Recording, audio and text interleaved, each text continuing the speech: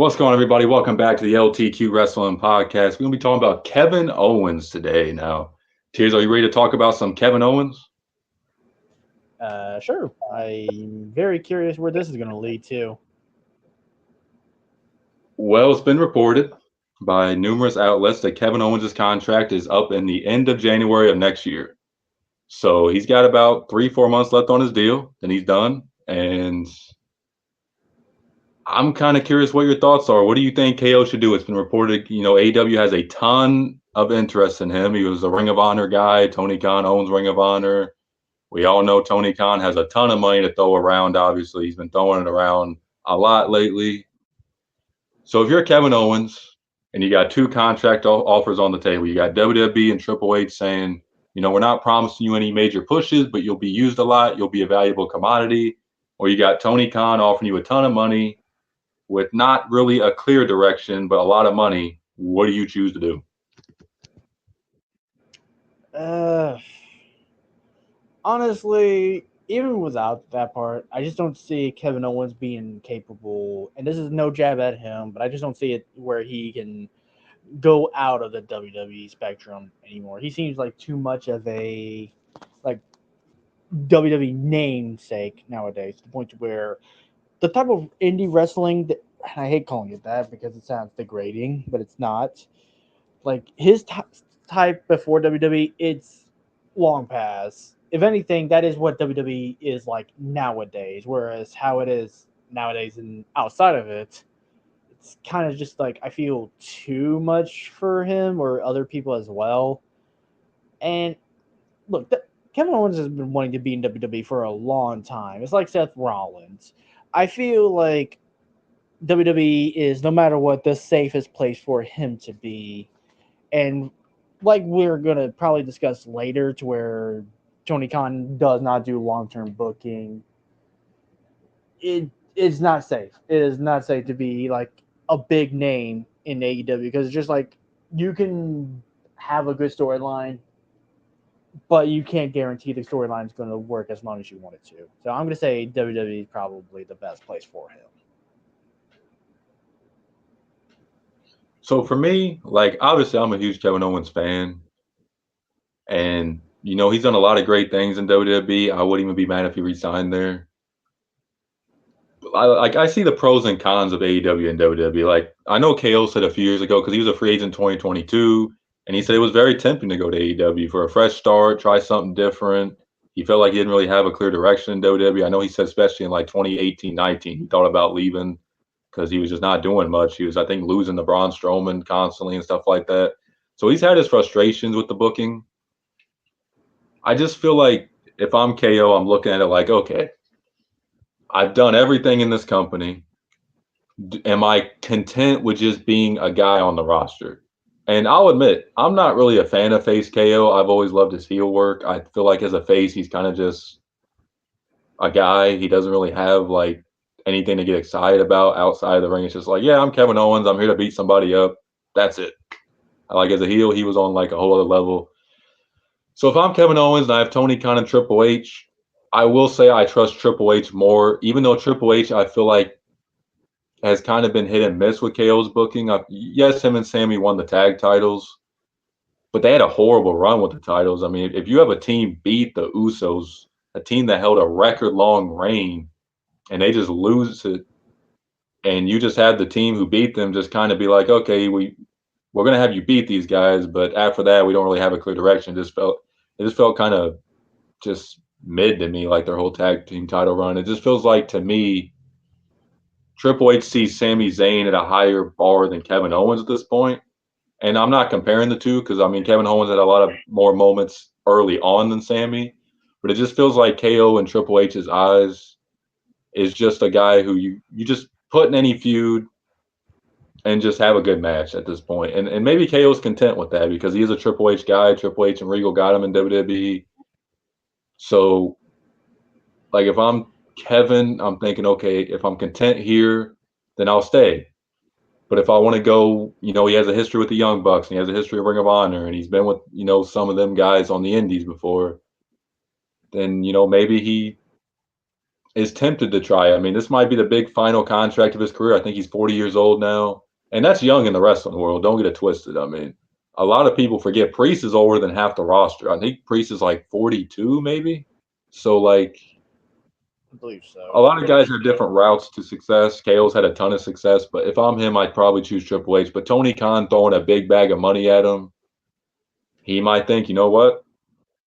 I might take this bag and I might have just some fun with my friends and take care of my family financially and be good. But here's I'll ask you this: what do you think about KO as a babyface? Are you a fan of it? Do you think it's more of WWE's booking of him as a babyface? What are your thoughts? Eh, well, for one, I do have to say I kind of disagree that Sammy is treated better than KO ever since splitting because yeah, the tag team run was kind of meh, but you can also say the same thing about Sami Zayn's IC title run and he's kind of just being a there guy, whereas Kevin Owens has been in like SmackDown's main storyline for God knows how long, like with the Bloodline and now with Cody, which is kind of still the Bloodline storyline. I don't know how anybody feels about that. Different debate, different topic for another time. Um, but I would say I would still have to say it's still safer to be in WWE still because like on one hand, yeah, the more money would make it better for his family because he's a family guy. But at the same time, it feels like it's just a better choice to remain in WWE because you can still like be the main guy because he's in major storylines still. Is he winning those storylines? Kinda, not really, somewhat because he's getting wins on A Town Down Under, but he's not getting Bloodline wins. I think that's one of those like situations where like you just have to have accept the give and take. That's what I would have to say. It's just like KO's just in a state where is he doing what his fans want? Not really, but he's still on the show every week, still a mainstream name. He doesn't feel forgotten. Yeah, and I understand that part of it. Like every fan has their different definition of success. There's fans who think titles equal success. There's fans who think TV time equals success. There's fans who think wins losses equal success.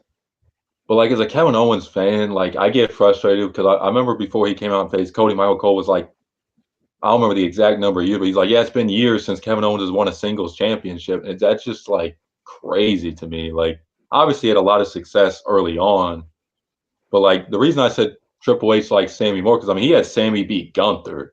I mean that's you got to really trust somebody like heavily. Yes, his IC title reign wasn't really great, but like to beat Gunther, Triple H has to really have some trust in you to do that because I mean, I thought Chad Gable was going to be the one to do it, and they went with Sammy. And some fans call him Sammy Hogan now, which I think that's kind of a funny reference. But I get what you're saying. I mean, KO is on TV every week. He's one of the big deals on SmackDown. I mean, I'm not going to say he's not important somewhat. I just feel like he's been involved with the same story. I mean, him and the Bloodline to me is just so played out at this point. I mean, it feels like KO's been feuding with them on and off for like 5 years. I mean, even before Reigns Because he made the has. Bloodline, Reigns, yeah, it's just and him and Cody, like, yes, he looks like he's about to be involved with Cody again.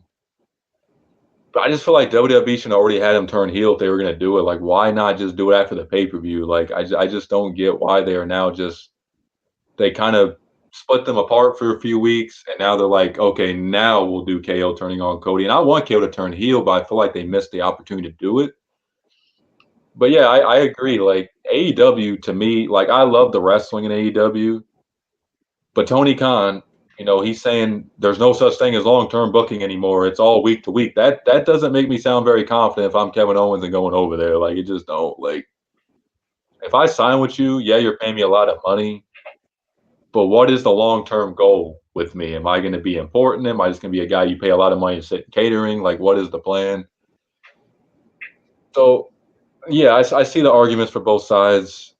I do think he'll ultimately re-sign with WWE. It's tempting to start new as it is. KO's comfortable in WWE. He understands his role there, whether it's a good or bad role. Can make argument either way. But hey, that's up to KO at the end of the day. I know he's close with the Bucks. Maybe the Bucks will tell him, come on over here and kind of be an edge and have your final run and do what you want to do and just have fun or whatever.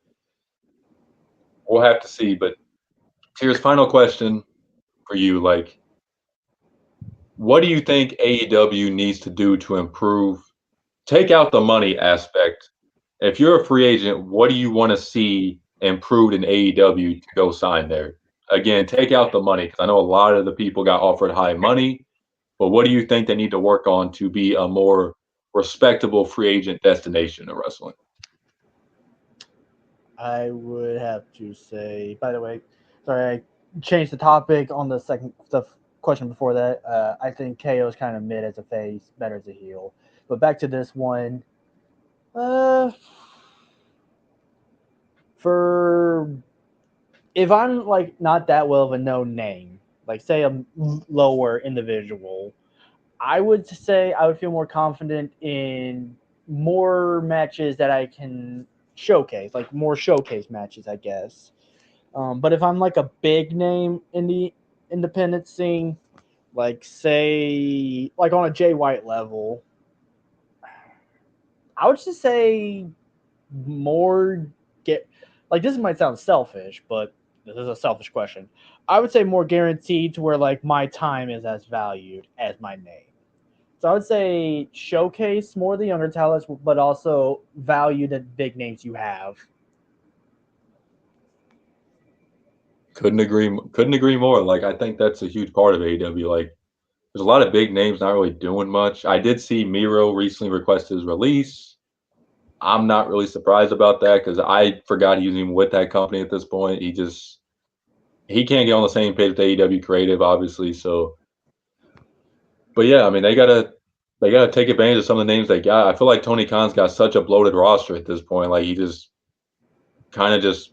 I feel like it's some like this is me obviously making a joke, but I just feel like sometimes he just gets a hat and pulls out names and said this is who's on our show this week. We'll just have these two guys face off. If he's going with his week to week booking BS, I don't know how else he's really booking this stuff. I mean, there's nothing to really go off of that makes me go, yeah, I would love to go there. Like you said, if you're a lower name or maybe somebody who got released from TNA and needs a home, and you see AEW's offering you a deal, and AEW doesn't really release talent, you're guaranteed money there. Tony Khan apparently, unlike WWE, pays for hotels, he pays for travel, he pays for all that. So I mean, you'll be comfortable there. But when it comes to your career and being trained properly, I would probably go WWE over them in every category just because you have the performance center. They properly train you. I've heard a lot of rumors about AEW talent not really listening to veterans, kind of just being like, we came from the indie scene. We know what the hell we're doing. It ain't no big deal. Yeah, Yeah, like so that's oh go ahead. I don't like. I was gonna say like I don't really like that because it's just like it kind of defeats the argument of respect your dues and all that. Like I just don't like when younger in the like here I hear stories where like younger individuals just decide to like completely dog on like the older individuals because like I get like having respect for your name and stuff. Like I believe Hangman Page did that in the past. I could be wrong, but it's one of those things to where like uh, these guys are probably the type of people you want to listen to. Yeah, Hangman had an incident like that. I've heard he's one of them. Jack Perry is another guy who apparently he was like cussing out producers and he was cussing out Tony Schiavone and ignoring Jerry Lynn, who's a really respected veteran in the wrestling business. So it's like these guys can help you have a long career. They can help you be more successful. Like I think that was Punk's problem too, despite his problem with the Young Bucks and everything. I know the Young Bucks are veterans and stuff too, but like he felt like they kind of a lot of the guys like Jack Perry disrespected him. And Punk can be a very controversial guy, obviously, but like yeah, you got to listen to your veterans. So like AEW just has a lot of problems locker room wise, booking wise. I love the wrestling matches there. I think Osprey and Ricochet is gonna kick ass at Grand Slam, but like you take all that away, the great matches, they don't really have a lot to offer to a fan, and that's why a lot of fans ain't really tuning into their product because it's like their tag team division sucks. I like Kyle Fletcher and Will Ospreay, I do, but is that really your best option to face the Bucks at this point? Like, really? Like, the women's division, it's better. Mariah May's fantastic. Yeah, it's good. I've heard Orange Cassidy say it's the greatest women's division ever assembled. I would not say all that, but they got some names. But in my opinion, WWE's got them beat with like stars right now in the women's division. But I could see some of the names AEW would say for sure. I'll put But it this way: if AEW can do better booking, they can easily overtake WWE with their women's division. It's just the fact like they're not making any of them feel like stars. definitely agree. Like I feel like Soraya hasn't really done much, even though she's kind of been hit or miss in AEW. But like, yeah, they've got some names. Whether you like Mercedes Moné and Britt Baker, they're both names, despite the backstage drama and all that stuff. Like they're names. So I know we probably blabbled on a little bit off of KO, but we just wanted to give some opinions on AEW and the state of their brand right now. So hopefully you guys enjoyed this video. Us talk about Kevin Owens. Make sure to like and subscribe. Peace. Hello.